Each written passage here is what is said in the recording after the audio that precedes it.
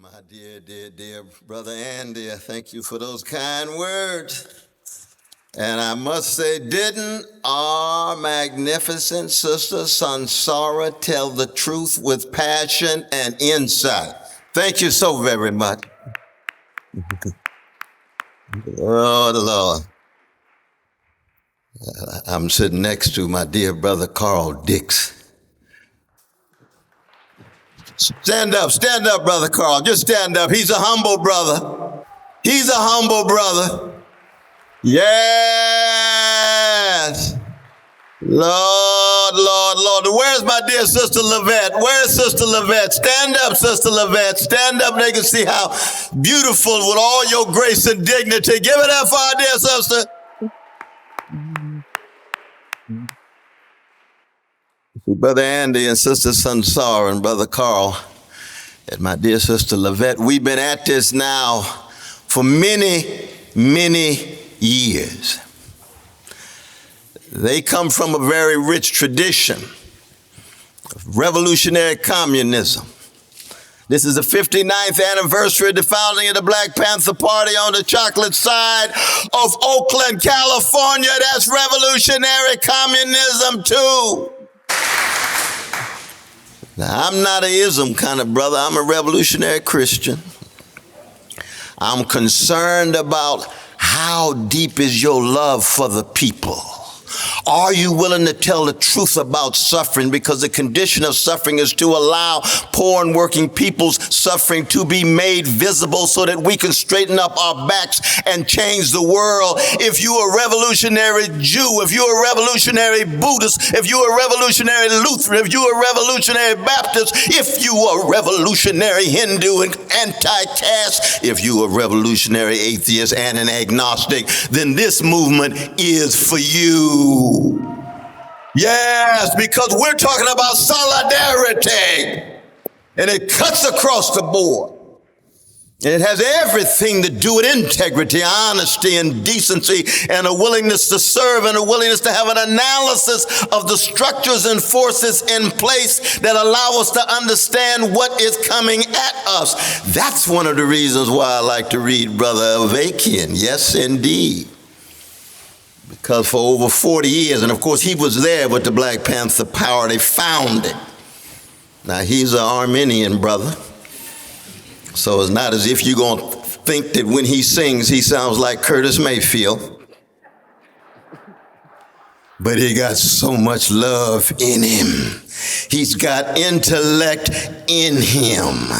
And whatever agreements or disagreements I might have or you might have, you can never deny the love that he has for oppressed people in every corner of the globe. And trying to tell the truth for 45, 50, 60 years is no easy thing, especially when you are hounded by the mechanisms of repression of COINTELPRO, of FBI and CIA, and he's still standing tall. Give it up for Brother Bob Avakian.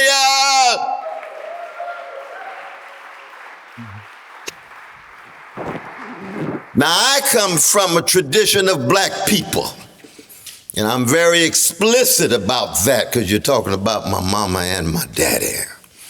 You're talking about Shiloh Baptist Church. You're talking about Fannie Lou Hamer and Harriet Tubman and Martin King and Frederick Douglass and Gil Scott Heron. I haven't even got to Nina Simone yet. These are not just names. These are human beings who decided to live lives of integrity and honesty and decency and tell the truth from the vantage point of oppressed peoples, whether they be wrestling with genocide in Gaza, whether they be wrestling with ICE hunting them down and snatching their precious members of their family, whether they're wrestling with unbelievable predatory capitalist forces in Brazil. It's a global affair, but it's local in how we act and how we come together. Solidarity must be our theme. Solidarity must be our slogan. We need coalition now more than ever, but it's got to be rooted in the best of you and the best of the traditions that have shaped you. That's our challenge. Because let us be very, very clear. that one of the major obstacles of our day is not just the predatory greed of big money of Wall Street and Silicon Valley. It's not just the weaponized hatred, the old and new forms of white supremacy coming at black people and indigenous people and brown new immigrants. It's not that old style and new style patriarchy that loses sight of the vast majority of human beings who are women, or loses sight of precious gays and trans and lesbian sisters. No, that's in place. But our problem is that we got too many folk in the middle who are lukewarm. Oh, yes, we got too many bystanders and spectators who don't want to become participants, who don't want to take a risk and end up thinking they could make it through by being well adjusted to injustice and well adapted to indifference. And I can hear Rabbi Heschel saying, indifference, the evil's more insidious than evil itself. And it's the indifference, it's the callousness, it's remaining spectator and bystander and thinking all you do is just watch it on television rather than show up November the 5th and be there and put your body where your virtues are, put your body where your values are, put your body where your convictions are, put your body where your commitments are. Oh, that's what we need. More than anything else. I saw my dear sister, Pastor Danielle. Where is she? Where is she? Is she still here? Where is she? She's so humble. Raise your hand, my dear sister. Raise your hand. Give it up for my dear sister. There she is. Yes, indeed. Yes, indeed. There she is. Stepping in the name of love. That this grand institution, this consecrated space of Advent Lutheran Church is part of the tradition of the inimitable Dietrich Bonhoeffer. Now, you all know Dietrich Bonhoeffer led the resistance against a gangster named Hitler, but he was also a student of my own institution of Union Theological Seminary in 1930 and 1931. And when he arrived in New York City, he could already feel fascism escalating. He could see fascism beginning to expand. And he came to America right after the Wall Street crash, right at the beginning of Depression. He could see the Jim Crow and the Jane Crow. He could see the patriarchy. He could see the class struggle taking place. And what did he do? He looked around and he said, I think I feel more at home in Abyssinian Baptist Church with a pastor named Adam Clayton Powell Sr., who was the father of Adam Clayton Powell Jr.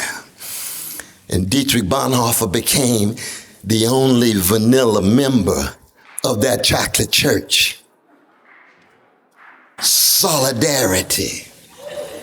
And he was not some kind of white ally just trying to act as if he could spend a little time here or there. No. He was like Bill Evans and Miles Davis's quintet, who was a vanilla brother. And when Miles say, Train, play your solo, Train would play a beautiful solo. Then he'd say, Evans, play your solo. He didn't say, white ally, play your solo. No, he's in the mother hucking band. He's in solidarity. He's in a context of struggle together, because as a human being, he's been respected. He's earned his role. He's earned his function. That's what we need. We got to be in the same band. We got to be in the same context of struggle. And that's what Dietrich Bonhoeffer was able to do. So when he stepped to the pulpit of 137th Street and looked at all of those beautiful black people, and they looked at this white brother from Germany, and they said, we in the same band, because we struggling together. And we in the same foxhole, which means that we sacrifice together, we risk together, we laugh together. We can disagree in various ways, but in the end, we're willing to die together. And when Bonhoeffer went back to Germany, what did he do? He created that underground seminary, and he made all of those students require listening to those spirituals that those geniuses on the barbaric white supremacist plantations created. Swing low, sweet chariot. Steal away. Those were the songs that Bonhoeffer had his anti-fascist coalition in gangster Hitler's Nazi Germany. Solidarity into national solidarity. And what else would he say? My dear sister knows the story. Lutheran pastor, Sister Danielle, Lutheran pastor, Brother Dietrich. Same tradition. But most of the churches had accommodated to Hitler. Just like now. You see most Christians these days, you better watch yourself. Accommodating themselves, well adjusted to injustice. Oh, not Bonhoeffer, not Pastor Danielle, not Advent Lutheran. Not at all. But then even with the confessing church, when things got tough, when Hitler forced them to decide, they signed the oath to Hitler anyway. And Bonhoeffer said, oh my God, I thought I had at least a Christian minority. It's smaller than I thought. And he would begin every morning. He would say, if you cannot hear the cries of Jews in concentration camps, then don't sing Gregorian chants in this church. Yes, that's the kind of truth-telling we need. That's the kind of justice seeking we need. That's the kind of prophetic witness we need. Not because we're self-righteous or orthodox or dogmatic in creed and ideology. That's not what I'm talking about. I'm talking about deed. I'm talking about actions. I'm talking about praxis. I'm talking about consistency and constancy in trying to be, in the language of John Coltrane, a force for good, which means we create an anti-fascist coalition that cuts across the grain. That's what we're talking about tonight. And yes, Bonhoeffer was executed just a few weeks before the end of the war. He was willing to die. No doubt about that. And some of us will die. We got gangsters in the White House. We got thugs in the White House. But they are not the cause. They are the symptom. There's larger forces and factors at work. So it's not all about just Trump. It's about Trump himself being part of a fascist movement in this country that goes back 400 years. That's what Malcolm meant when he said that chickens come home to roost. No nation, no empire can survive based on the efficacy of lies that hide your crimes. You begin with genocide. You begin with slavery. You begin with patriarchy. You begin with class subordination, and either you generate the best of humanity so that those in the country, in the empire, can create moments of interruption so that the best of who we are with all of our love and care and compassion and empathy is manifest, or we lose it and the worst of humanity comes through all of that organized greed, all of that weaponized hatred, all of that routinized indifference, all of that cowardliness, all of that sense of thinking that somehow is not going to make it to your house. Well, I come from a black people where Trump is not new and he's not news. That fascism is not new and is not news. That vicious forms of white supremacy and male supremacy are not new. Harriet Tubman wouldn't be surprised. Malcolm wouldn't be surprised. Du Bois wouldn't be surprised. Martin Luther King Jr. said what? America, I can see the curtain being brought down on your empire if you don't come to terms with poverty and racism and militarism and materialism around the world, in the Middle East and Asia, in Latin America, and in the United States. All of those bombs that you dropped over there will have effects here, and sooner or later the very militarism that takes place there will become more visible and more discernible here, where you know what? Here we are. Here we are. And the question is always, what we gonna do? How do we create solidarity with each other? How do we learn how to disagree when we disagree, but do it in such a way that is still enhancing and empowering in our agreement? Because what we do agree on is we're anti-fascist across the board. We're anti-racist across the board. We're anti-sexist across the board. Some of us are anti-capitalists. That's all right if we got some liberals and some neoliberals and social democrats in the coalition. That's fine. We'll just have some fascinating arguments in jail together. But right now we got to be anti-fascist. And when you look at the ways in which institutions have caved in, Columbia University, shame on you. Shame. Wall Street law firms, shame on ya. Capitulating. We could go on and on and on and on. And my God, we haven't even got to the professional managerial class in this nation. Professors running around acting as if they have such deep commitments to truth and the sacredness of universities. And they see 13 universities demolished in Gaza and hardly say a mumbling word. All the talk about journalism, how sacred free press is, and 207 journalists in Gaza are murdered, and they hardly say a mumbling word. All these medical doctors running around talking about their Hippocratic oath and how sacred human bodies are.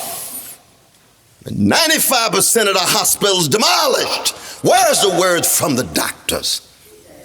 That's what anti-fascist struggle is about. Not trashing people, but exposing their cowardliness and hypocrisy and trying to convince them to be more courageous and truth-telling. That's our challenge. That is our challenge. And let us never, ever, ever get discouraged. Let us be encouraged. Because as a black man in America, I'm never surprised by any evil. Just like I'm never paralyzed by any despair. I'm a blues man. And the blues is not pessimistic or optimistic. The blues is not about paralysis, and it's certainly not about being overwhelmed by evil. No. The blues generates prisoners of hope who are truth tellers about ourselves, about our society and the world. But you always end up with a sound and a smile and style and organizing and some way of bringing people together. That's not just music. That's a way of life. That's a mode of being in the world, and it has everything to do with love, the love supreme of John Coltrane, the love train of the OJs, that love in need of love of Stevie Wonder. Those are just not songs. Oh, Jimi Hendrix too, out of Seattle. Oh, we got a long list, my brother. Shoot, I'll start talking about Gerald Levert. We'd be here all night, but that's not the point. We here to make sure we come together and sustain this anti-fascist coalition. Let us continue to struggle together and work together. God bless you. Stay strong.